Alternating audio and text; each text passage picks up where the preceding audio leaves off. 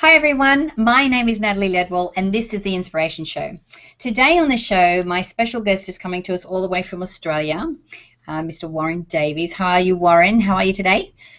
Very good, thanks, Natalie. How are you? I am fantastic. I'm very happy to have you here and for you to be sharing your inspiring story on The Inspiration Show.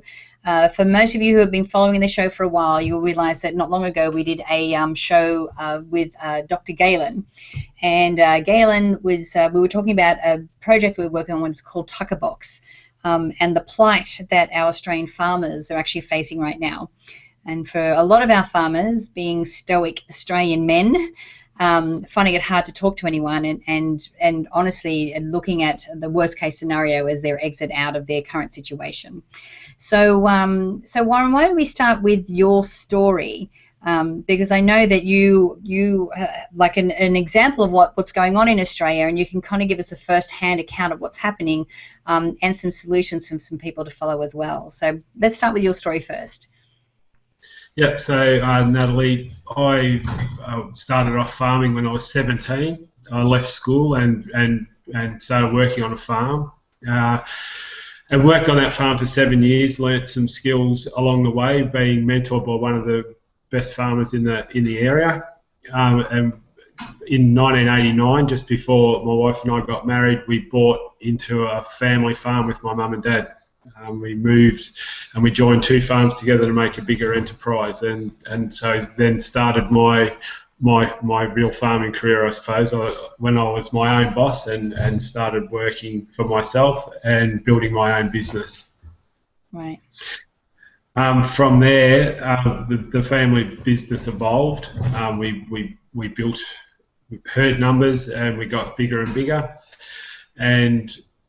but then slowly the family business started to fall apart.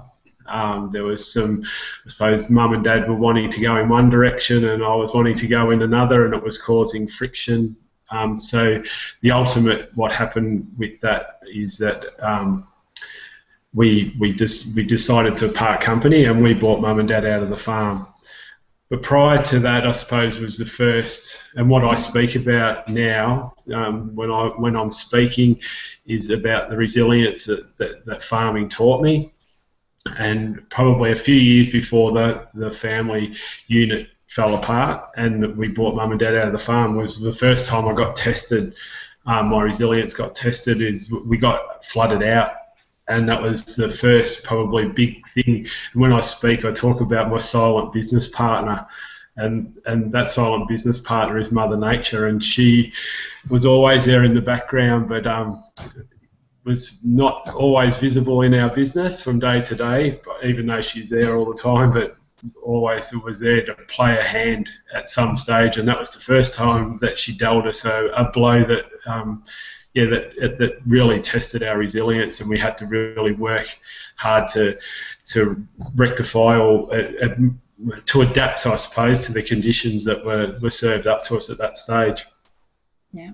From there, as I said, the family business fell apart. We bought mum and dad out of the farm. We took on a lot of debt, which a lot of farmers have, which puts a lot of pressure on people. And about 2 years into our solo, I suppose, if you want, our solo journey, the drought, the early 2000s, the drought hit, and that was the second time she showed up in our business, my silent business partner, and she decided that that it was not going to rain for a couple of years, which really, with our financial debt level as well as the climatic pressures, really added some stress factors to our business, and really, I suppose we learned a lot of lessons from it, but at this time it didn't feel like it. Yeah, and I mean, I know you're talking like a true Australian. You know, it was stress on the business, but surely it was stress on you and stress on your family as well. Like, tell us a little bit about that.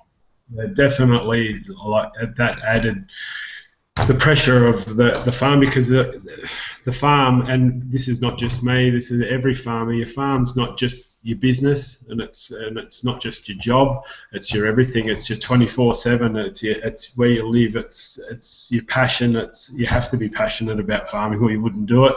So it's your passion. It's your everything. So it's a lot of effect on you when things start not going your way, and you get put under a fair bit of financial pressure. It affects your mental health, which is something that I speak about with people. But I also like it, and it really tests your resilience of being able to pick yourself up and be able to move on and face the next day, I suppose. Yeah. But personally, it really affected me. And there was some really, really probably dark days of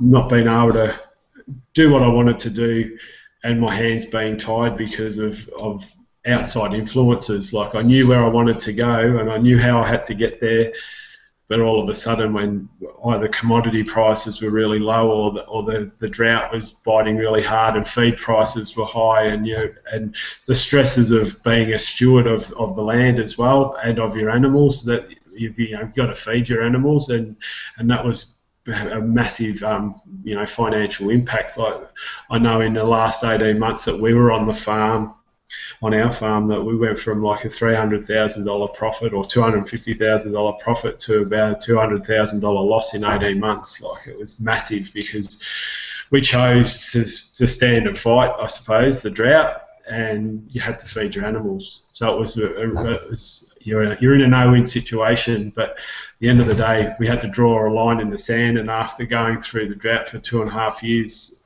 with the financial commitment that we had, we just had to draw a line in the sand, and we basically walked off our farm. Yeah.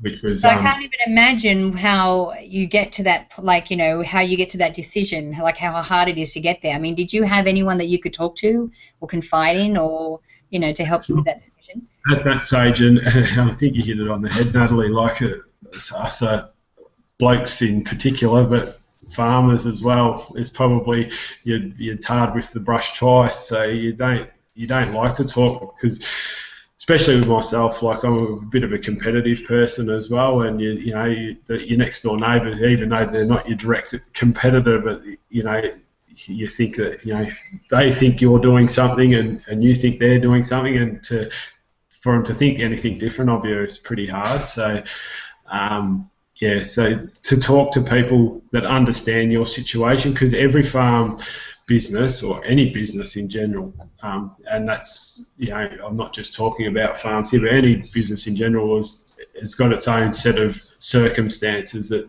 drive that business. And farming businesses, like, you can have a farm that's generational. We can have a farm like mine, where I was born and bred in Melbourne, and my dad decided to move to be a farmer, so we weren't generational farmers. So there's a lot of different situations so everyone's not the same, so it's hard to talk to anyone, and it's hard for people to understand the actual situation you're in. So to answer your question in a long way, is that no, I didn't really have that many people to talk to, or probably didn't want to access those people. In hindsight, that was probably more the thing, is that there's people there to talk to, but knowing which ones to talk to and being in the right mindset to then go and follow those people, or go and be able to find those people to talk to. Yeah. So I know that this is so you've walked away from the farm, which I can imagine was very difficult. So so what are you doing now? So probably that process of moving away from the farm was very hard, because I felt for a little while I lost my identity. For a fair while, 10 years to be exact, struggling to find who I was, because I wasn't Warren the farmer anymore. So I managed farms, and then I've done a bit of real estate and all that. And in that 10 or 11 year journey, I learned a lot of skills that I found that were adaptable from being a farmer. The skills that I learned as a farmer were also adaptable into other businesses, and a lot of that's around this building resilience and resilient leadership within organisations, and all those sort of things, being adaptable, and the principle of sowing and reaping and all that sort of stuff are all adaptable into other businesses. So I decided that I wanted to become a speaker, or to be able to share my story and help other people. So about 18 months ago, I decided to launch into that and leave the farming behind. I do a little bit of farm management work on the side, but I just wanted to launch into a business where, where I could help. I knew that I was going to have an impact, or I could share my story, and if my story could help one person, I've done my job. So that's where I am now. So now I'm a speaker and a consultant and a coach. So I'm trying to help people and through my story, help them be able to find their pathway a little bit easier than what mine was. Okay. So I suppose a couple of the questions that are coming up for me, only because I know that there are so many farmers that are really struggling because we're back in drought again right now in Australia. So who are the type of people that they should reach out to? And if someone's reached out to you, what's the best way you can support these guys that are bearing their soul? Yeah, and that's probably to identify that, to start off with, that someone's come and talked to you. That's a massive step. So there's a lot of professional services, like in Australia, Beyond Blue and the National Farmer Mental Health Centre, and all these places that they can go to. And it's about linking, depending on the situation, like if you can help them with a bit of their management stuff, but it's linking them in with those organisations to be able to then, support them, because a lot of need professional help, whether it's financial or medical or whatever. But on my side of it is like I can coach on. Like I've got a bit of a 7-step process to what I went through, and of how I went through my story, and through the journey, and how I've come out the other end. And what I did mightn't be what the professional people might say is the right process, because one of the things that I found was actually going to medical practitioners didn't really help me, made me feel worse. But one of the biggest things that I've had trouble with was the guilt that I carried, like for not being able to support my family, and it's probably that male thing that you've touched on. So going to see a doctor didn't really help me, because or to say, or how can you, we'll send you to a psychiatrist, and then the first thing they say, oh look, is it financial, we can help you, we'll send you to the Cellways, and they can help you with your phone bill. That's not doesn't cut the mustard at the time when you're in that mindset. I can see their place, but for someone like me, it wasn't really helping me get out of that dark hole. It was probably needed to be related to someone, someone who's been there, or understands a little bit more. Like it's not just a professional person that's just doing their job. So that's probably where I come from when I try and help people, is just to try and find out what their problem is. How can I help? Can I connect you with someone here, or do you need a bit of coaching from me here, or or whatever? That's everyone's different. It's a bit like every business is different. Everyone's situation is different. The pressures are different. Some of them aren't financial. It's just the constant getting whacked over the back of the head, basically, just gets too much. Like they're financially they could be fine, but and they're getting through everything. There's just a constant, like at the moment in our area, we're irrigation farmers where we are, and water price has gone through the roof. People have had to make decisions, and people are just looking and saying, well, geez, I thought this was going to be a good year, and now it's a bad year.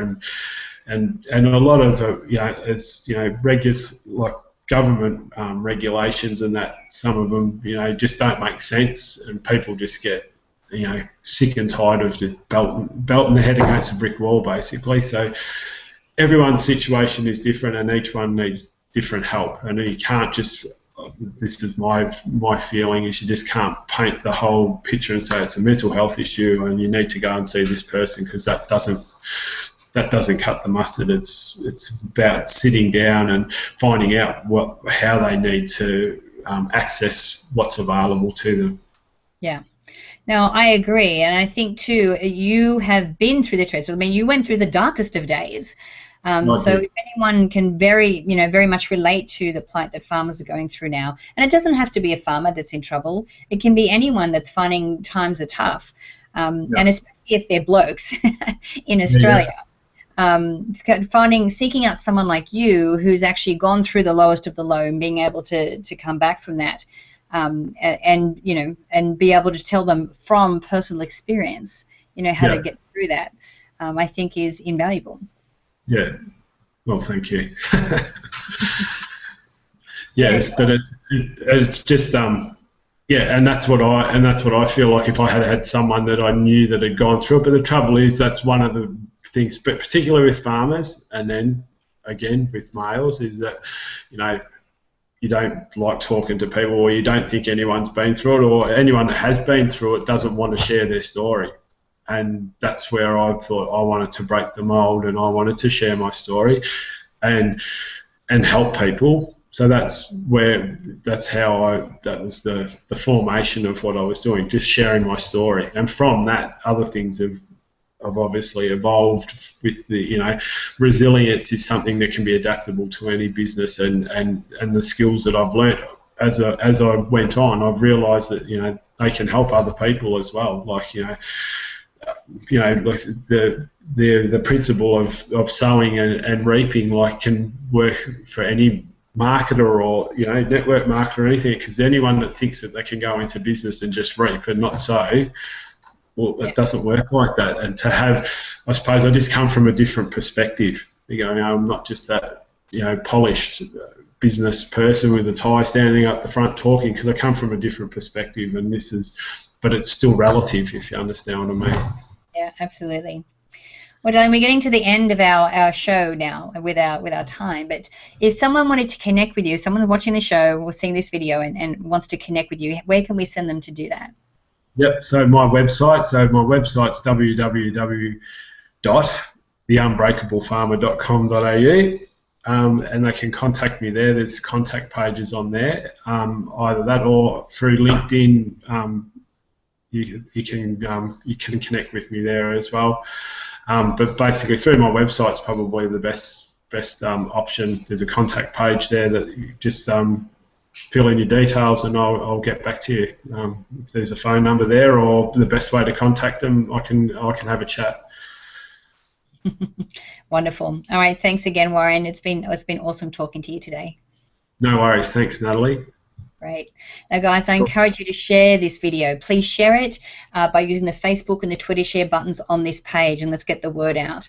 And let's open up this conversation with with people that are finding it difficult to get through a hard time in their life. Also, click on the banner either to the side or underneath here to go straight through to Warren's website, and leave your email if you haven't done so already, so we can send you the Manifesting with the Masters video e-course for free. So until next time, remember to live large, choose courageously, and love without limits. We'll see you soon.